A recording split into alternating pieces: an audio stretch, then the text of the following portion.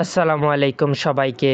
জীবনে খেলাটা অনেকেই ভালোবাসে, কিন্তু কখনো কখনো একবার বাজি ধরলে জীবনটাই হয়ে যায় বাজির অঙ্গ, আর সেই খেলা শেষ হয় না সহজে।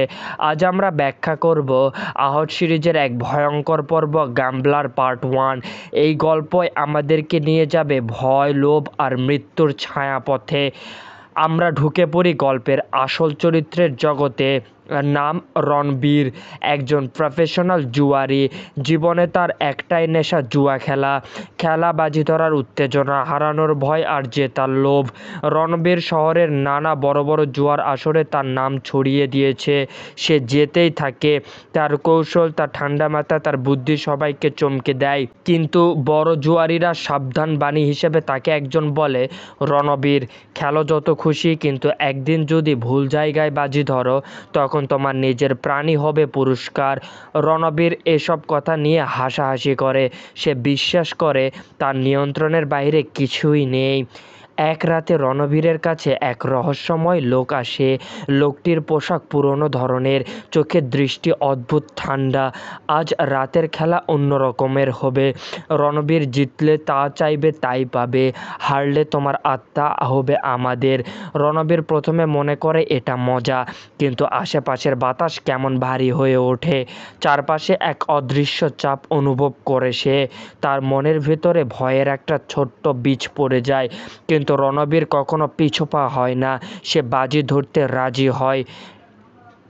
তাসের খেলা শুরু হয়। প্রথম কয়েক রাউন্ড রণবীর সহজেই জিতে যায়। তার আত্মবিশ্বাস বেড়ে যায়। হাসতে হাসতে সে আরও বড় ধরনের বাজি ধরে। কিন্তু তখনই ঘটে অদ্ভুত সব ঘটনা। মোমবাতি হঠাৎ নিভে যায়। তাসের ডেক যেন অদৃশ্য হয়ে বের হতে থাকে। রণবীরের হাতে থাকা তাস নিজে নিজেই উল্টে যায়। প্রতিটা রাজির সাথে রণবীর মনে অদ্ভুত ভয় ঢুকে পড়ে। সে অনুভব করে এখানে শুধু টাকাই বাজি নয়, তার নিজের জীবনটাও টানাটানি শুরু করছে। সময় গড়িয়ে যায়। রণবীর হাঁটতে শুরু করে। তার ঠান্ডা মাথা উধাও হয়ে যায়। সে ঘেমে যায়, হাত কাঁপতে থাকে। সে দেখতে পায় প্রতিপক্ষের ছায়া ধীরে ধীরে বিকৃত হয়ে যাচ্ছে। লোকটির মুখ যেন একসময় ভয়ানক বিকৃত প্রাণীর রূপ নিয়েছে। রণবীরের মনের ভেতরের কথা, আমি কি দুঃস্বপ্ন দেখছি, নাকি আসলেই আমি মৃত্যুর সাথে খেলছি? রণবীরের মনে পড়ে পুরনো দিনের সেই সাবধান বাণী, ভুল জায়গায় বাজি ধরলে নিজের জীবনই শেষ হয়ে যাবে। সে খেলা থামাতে চায়, কিন্তু লোকটা হাসে এবং বলে, শুরু করলে শেষ করতেই হবে। রণবীর চেষ্টা করে পালাতে, কিন্তু দরজা বন্ধ, জানালা বন্ধ। মনে হয় পুরো ঘরটাই যেন একটি ভিন্ন মাত্রার জালে আটকে গেছে। এটা আর সাধারণ জগৎ নয়। রণবীর আরেকটি বাজি ধরে। তার জীবন বাঁচানোর জন্য সে তাস তুলে নেয়, কিন্তু তাসে কোনো চিত্র নেই।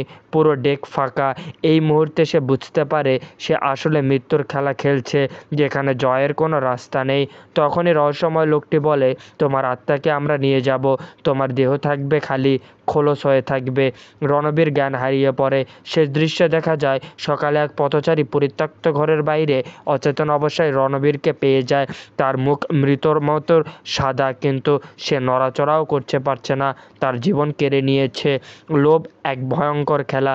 যদি তুমি নিজের সীমা না থাকো, যদি নিজের সীমা না বোঝো, তবে একদিন হয়তো তুমি নিজেকেই হারিয়ে ফেলবে রণবীরের মতো। ভিডিওটি ভালো লাগলে অবশ্যই চ্যানেলটি সাবস্ক্রাইব করো। দেখা হবে আগামীকাল নতুন একটি আহটের নতুন পর্বে। ততক্ষণ পর্যন্ত সকলেই ভালো থাকবেন, সুস্থ থাকবেন। আল্লাহ হাফেজ।